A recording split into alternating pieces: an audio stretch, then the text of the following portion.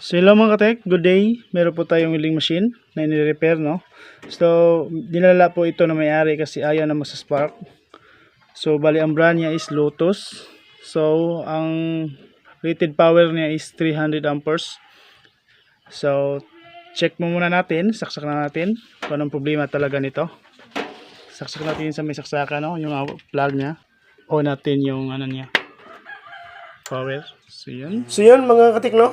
Umandar. Pero yung indicator na QC mga katik is umiilaw. So yung red na yan. So ibig sabihin may sira sa loob. So ibig sabihin may shorted or may sira na sa loob. Kasi hindi yan iilaw kapag good itong ating welding machine, no? Pansin nyo yung tunog, iba rin. So yun, titest natin kung ano problema gamit ang ating multi-tester. Makita yung may display naman. So ang gagawin natin is check natin yung output niya. Sa welding machine nito is meron po siyang output DC. Check natin. So yun, ay dito natin ilagay ang ating digital na sa DC. So yun, ilagay na natin. So yun, wala, zero. So zero output yan. So ibig sabihin hindi po talaga yan mag-spark kasi wala na siyang output. So by the way mga katek, meron po siyang out dito. Out niya is DC. So usually nasa mga around 60 volts, less or higher pa dyan pa sa nasa mga 60 volts. So yun. So next gawin natin is check natin kung wala ba itong short. So yun mga katek, so pinatay ko. So yan, ayan, plug ko na. So ang gagawin natin is check natin kung okay pa ba yung out niya, is hindi pa siya shorted. So kung gagamit po tayo ng analog is ilagay niya times 1. So mag diode testing po tayo. So dito po ang gamitin ko is ito yung digital kasi mas madali po itong gamitin. So yan, check natin dito. So yun, tapos baliktaran. Ayun, so itong out niya is shorted na po yan. So maraming dahilan bakit short po yan. Possible sira na po yung diode output niya or IGBT niya. So maraming dahilan. So tara, baklasin natin to at para malaman natin kung anong sira nito. Let's go. So ito mga katek, tanggalin po muna yung cover niya.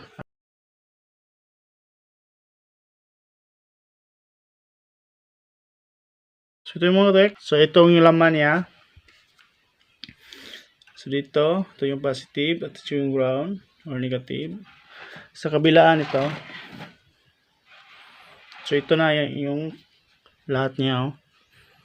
So dito yung IGBT. Itong side. At saka out niya is ito. Ito yung diode out niya. So dito. So check natin kung good pa ba.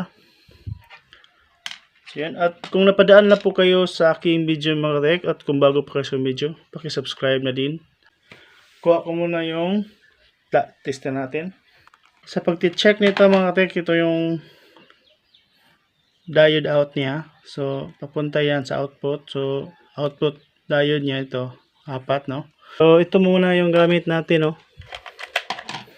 So yan, magta-times 1 po muna tayo. So ang gamit natin is times 1, no? So calibrate.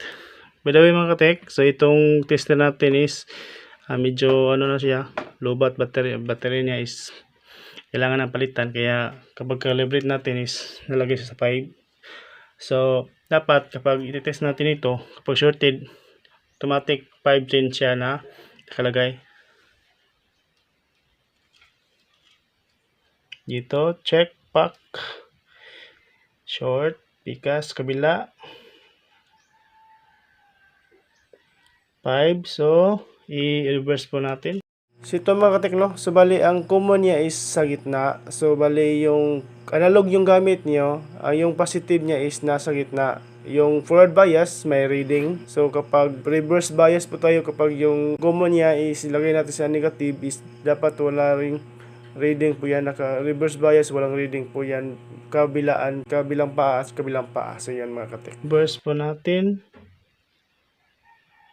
Pack meron. shorted na pa rin, sira na pa rin yung isa.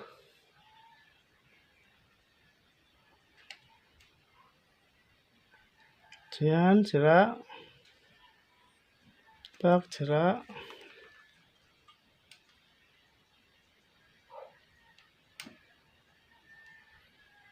Tak. Check. So, ganun pa rin. Shorted. Bali, tatlo na check natin, no? So, ito yung isa.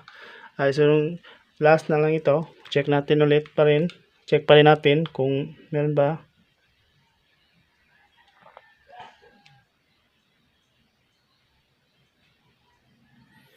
So, yan. So, yun. Baliktaran. Reverse. Forward. So, ganun pa rin. So, ibig sabihin, shorted na po yung itong upat na ito. Yung DC, ano niya. So, out niya. So, bali, diode out niya. So, ito. Mga diode nito is shorted na po lahat. So, tapos, dito po ito sa RGBT. Check natin. So, kukunin muna natin yung itong mga diode na ito. Tanggalin natin to yung sa loob. Tanggalin natin yung kaha niya para tapos kukunin natin yung diode niya. Tapos test natin yung RGBT. So yun. Bale, sa pagbaklas nito mga katekno, dapat yung tornilyo niya o yung screw niya is dapat kung saan nyo kinuha, dapat doon pa rin ibalik, no? So, dapat kompleto rin sa pagbalik. So, talagang ilagay nyo lang sa tamang lagayan. Bale, pinaspasan o binilisan ko na ito para makita nyo talaga kung anong sila nito. Kasi minsan kasi kapag nasa board, may connection yung bawat paa. So, kailangan talaga tanggalin yung pyesa natin. So, tanggalin natin yung output diode dito para malaman talaga kung ilang short ba ang meron siya. So, yun, tanggalin natin. So, ito na mga katek, tinanggalan natin, no? So, bali, inalak ko sa labas kasi medyo madumi na siya. Ang dami alikabok. So, yan. So, ito na yun, no? Dami alikabok. So, dinalak ko sa labas para hindi masyadong, dito sa loob. Tapos dito, dami din. Tanggalin ko muna ito.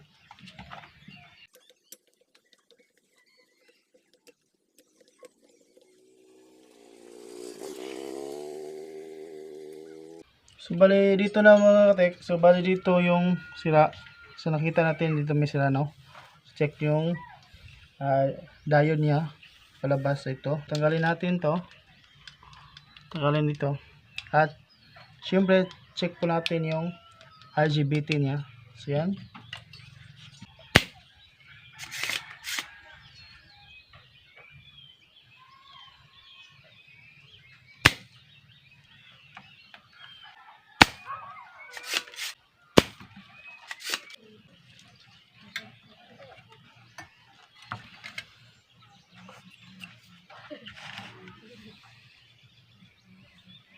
So yun mga katik, tinanggal ko muna yung RGBT para makuha ko yung diode output niya kasi mahirap po itong screw kasi baliktaran po sila. So tinanggal ko muna tapos i-test natin tapos kukunin natin to.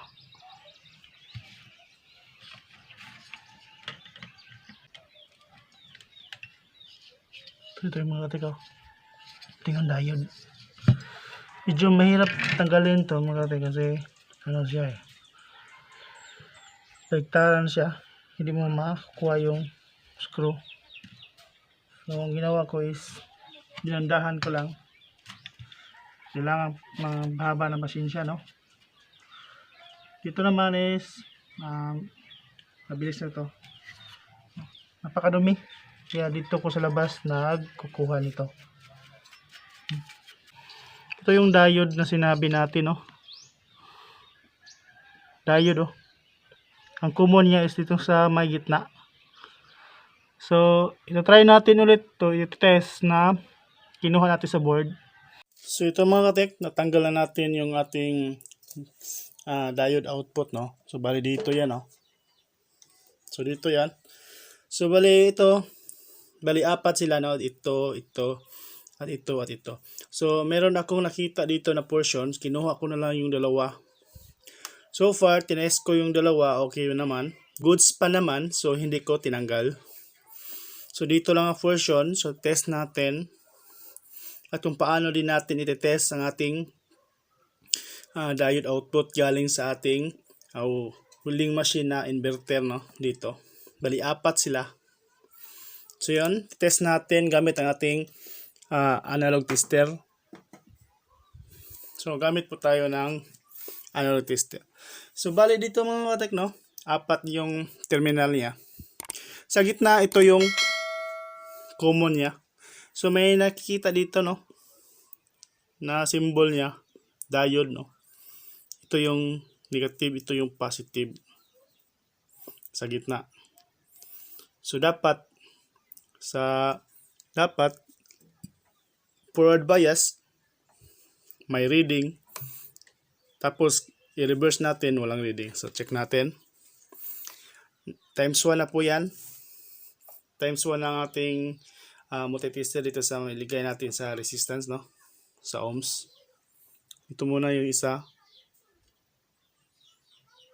So yun, may reading. Good. Sa kabila, dapat may reading din yan.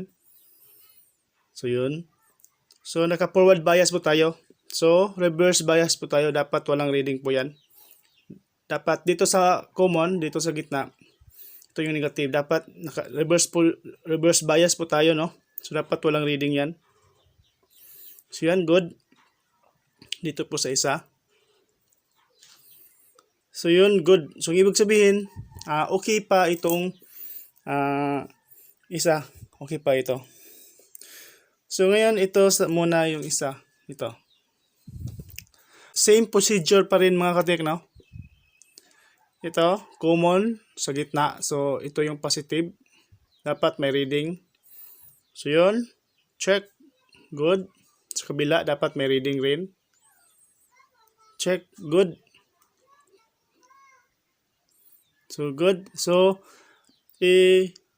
reverse bias po tayo. So yung common niya, ito naman yung negative. So dapat walang reading po yan. So good. Sa kabila. So yun, may reading. So ang ibig sabihin mga katik, itong diode na, ito yung terminal niya sa may dito. Ito yung shorted. So yan, oh. May reading. Sa kabila. Kabilaan may reading. Forward and reverse bias may reading. So ibig sabihin, ito lang yung short niya. Dito goods pa naman, pero kailangan palitan kasi set po yan. So meron naman tayong stocks. Bale, may stocks po tayo, no? Kaparing-pareho, saktong-sakto, kapare-pareho. So yan, no? Ito, D9202M. So kapare-pareho. So palitan natin ito. Palitan natin to, at ito ay yung ipalit natin. Check natin ang bago, check natin yung bago, no? Kung okay pa. Kahit nakabili po kayo ng bago, check natin pa rin at siguraduhin natin na okay pa yung ating bagong binili. Ganun pa rin mga katek, ito yung positive, ito yung negative, dapat may palo. So good. Sa kabila. So good. So may palo kasi naka-forward bias po tayo. Itong gitna, ito yung common, no? Tapos reverse bias. Sa pag-reverse bias, yung common is ito na yung negative. So dapat walang palo. So yan, wala. Sa kabila, wala.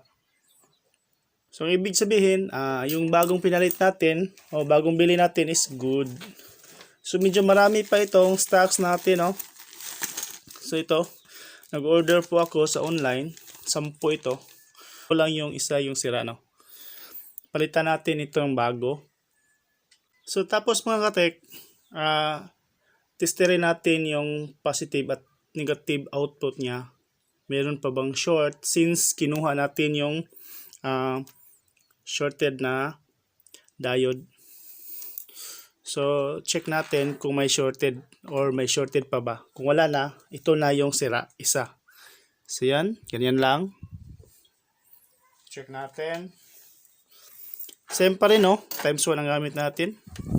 Analog, pwede rin sa digital. So, yun. Wala na, no? So, ibig sabihin, ang sira na, ito lang yung isa. So yun, so ikakabit natin ito mga katek at ititest natin yung ating inverter na inayos na 300 amperes. So ikakabit ko muna.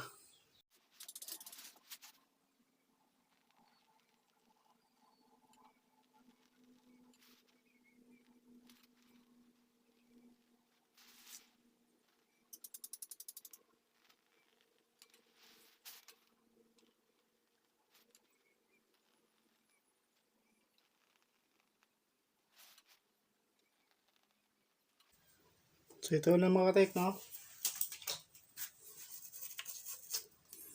So bali ito yung bago na pinalit no? Ito. So sa pagsusulda o pag-solder, no, sa mga pisa dapat walang dikit bawat terminal. Yan po yung dahil ng pag-short. Kahit yung mga nahuhulog na mga soldering lead, no, pagpupunta po yan, mag-short po yun ng ibang pesa, automatic magiging dahilan po yan nga magsisira ang ating board. So dapat linis, dapat walang dikit. So yan mga katek. So ito, putulin ko muna mga katek, no. Putulin ko yung mga paa nito. Gamit lang nail cutter natin.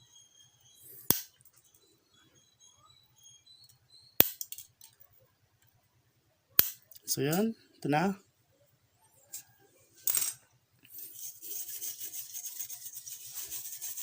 Ilagay ito natin heatsink niya. So yan, lagas ko muna tapos iti-test natin.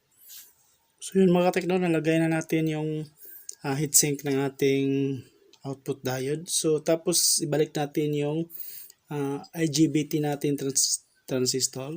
So kinuha ko yun kasi mahirapan po tayo kunin itong mga output diode. Tapos retest natin pa rin yun at so far okay naman yung IGBT. So sa pagtitrace ng IGBT mga katek, kapag IGBT yung sunog o sira dito, dapat i-check nyo rin yung mga kalapit niya dito sa mga resistor, capacitor, kasi yung diode, kasi minsan kapag pumutok yung IGBT, dadamay talaga kung nasaan yung nasabog. So wag basta-basta palit ng palit kapag masisira ang IGBT, kasi kapag pinalitan mo lang yan yung mga resistor, mga diode, at hindi mo pinalitan, automatic sasabog pa yun ulit yan. So yun, so ibalik natin.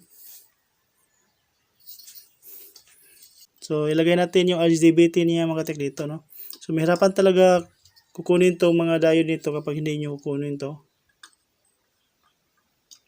Balik lang yung sa dati, no. Okay pa naman yung IGBT. Yan. So, ito mga katek, nalagay natin yung niya, IGBT. Tapos, hinang na natin, no.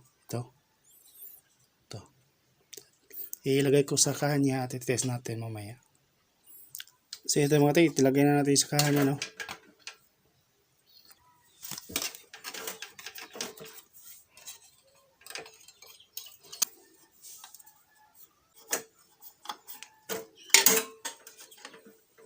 So yun guys, so yung mga katek, no, tapos na natin nakabit lahat sa positive niya dito, yung ground niya doon.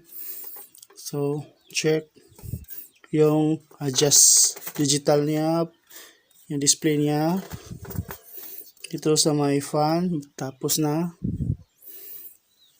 dito sa fan, dito sa light, sa indicator, tapos na rin to adjust at saka yung display. So ito, so ngayon i-test natin, no. Saksak ko muna, kuha ako ng digital. So ito mga katek, no, isaksak na natin yung ating ni-repair na welding machine. So yun, umandar. Check natin ito kung may output na ba. Dapat. So yan. So yan, napansin nyo meron, no? Kunin ko yung ano na yun, no? May 58.5 na. So ibig sabihin, good na po itong ating inverter na welding machine. So yan, no? 58.5. Nasa around 60 po yan. 58, 50 plus to 60 plus. So yan. So ngayon, okay na. So ngayon, i-test natin ang ating sa kanyang welding niya, no? So doon po tayo sa labas pag-test. So yan, no? 57, 50. So okay na. So bali ang sira na lang nito is diode lang, no? Output diode niya. Don't worry mga katek, kapag output diode lang ang sira ng ating welding machine, don't worry mga katek, kapag output diode lang ang ating welding machine, hindi po yan madadama yung ibang pesa. So kapag diode lang ang masisira, kung saan yung shorted, palitan nyo na lang. So yun lang, unlike sa IGBT na kapag sumabog yung IGBT or masunog is yung katabi niya ng mga resistors capacitor, automatic sasabog din yan o masisira, shorted or ma-open. So yan. So sa labas po tayo mag-test. So let's go. Ito mga katek, no, isaksak na natin the moment of truth. So yan, sinitap po na agad. So yan. So tinanggal niya, no, akala niya dito yung sira. So test natin, no. On. Nakasaksak, iwan natin.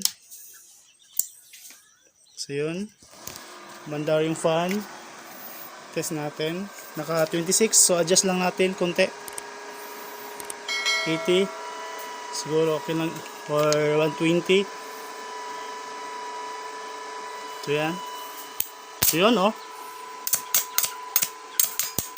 So good na yan, oh. Isagan natin, oh. So bali ito yan, oh.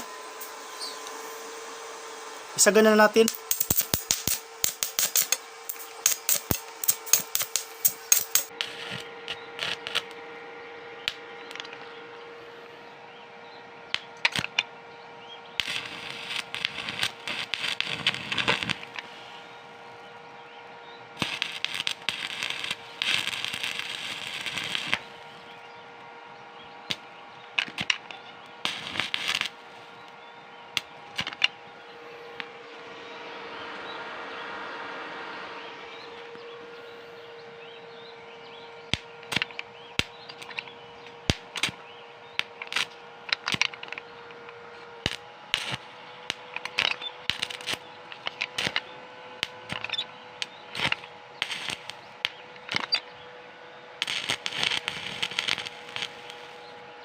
Hello mga ate, kung napadaan na po kayo sa aking video at kung bago lang kayo sa aking video, pakisubscribe na din and click my notification bell para updated po kayo sa aking video and pakishare na din at like and thank you and have a nice day. God bless.